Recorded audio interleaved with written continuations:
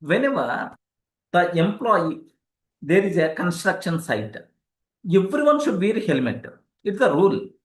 But whenever, if he's seeing a person, Johnston, if he's seeing an employee, he's not wearing the helmet, then he's going to give left and right. He's going to scold like anything. With harsh words, he's always scolding.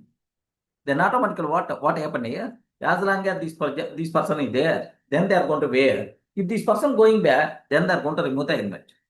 Next, some people argued that is our safety. Why you are talking? Who gave the power to harsh with to use this type of words like the people are not, the employees are not feeling comfortable with this Johnston.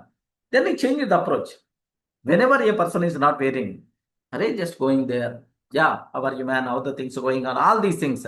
And then, okay, so why you didn't wear? Is there any problem with the helmet? If the size is not, okay, just let us know so that we will arrange some alternative. Something like then automatically the people start using.